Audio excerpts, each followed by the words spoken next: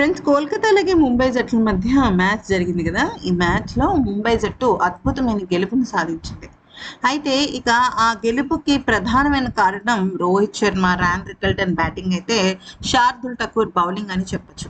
అయితే ఇక సమిష్టిగా రాణించిన ముంబై జట్టు చాలా అద్భుతమైన విజయాన్ని సాధించింది. నిజం చెప్పాలి అంటే ఆల్మోస్ట్ 14 ఏళ్ళ తర్వాత, అంటే 2012 తర్వాత ముంబై జట్టు ఓపెనింగ్ మ్యాచ్లో, అంటే వాళ్ళ ఆరంభ మ్యాచ్లో గెలిచిన దాఖలాలే లేవు.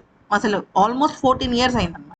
సో 14 ఇయర్స్ తర్వాత ఈ అచీవ్మెంట్ సాధించింది హార్దిక్ పాండ్యా కెప్టెన్సీలో. కాబట్టి హార్దిక్ పాండ్యా ఎమోషన్ అయిపోయాడు. అయితే 14 ఇయర్స్ తర్వాత మేము మళ్ళీ ఐపీఎల్లో మొదటి మ్యాచ్ గెలవడం అంటే నిజంగా ఎంతో సంతోషంగా ఉందని. అయితే ఈ రోజు నిజంగా మ్యాచ్ గెలిపించింది రోహిత్ శర్మ కన్నా ముఖ్యంగా శార్దుల్ ఠాకూర్ అని చెప్పుకొచ్చాడు.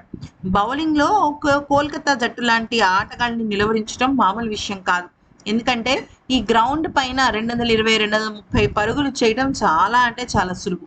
అలాంటి జట్టు ఇంకా ఎక్కువ పరుగులు చేయకుండా శార్దుల్ ఠాకూర్ చాలా కీలకమైన వికెట్లు తీసి మాకు సపోర్ట్ చేశాడు అని చెప్పడమే కాకుండా, రోహిత్ శర్మ షాట్స్ చూస్తుంటే మేము నోరెళ్ళబెట్టాల్సిన పరిస్థితి వచ్చిందని, అయితే ఇది నిజానికి చాలా అంటే చాలా అద్భుతమైన ఘటన అని చెప్పుకొచ్చాడు. ఇక ఈసారి మేము 14 ఏళ్ల తర్వాత మొదటి మ్యాచ్ గెలవడం అనేది ఎంత అద్భుతమైన విషయమో, ఈ ఐపీఎల్ సీజన్లో మేము ట్రోఫీ ఎత్తుతాము అనేది కూడా అంతే అద్భుతమైన విషయం అంటూ హార్దిక్ పాండ్యా చెప్పుకొచ్చాడు. మరి ఈ వీడియో కనుక నచ్చితే లైక్ చేసి సబ్స్క్రైబ్ చేసుకోండి. Thanks for watching.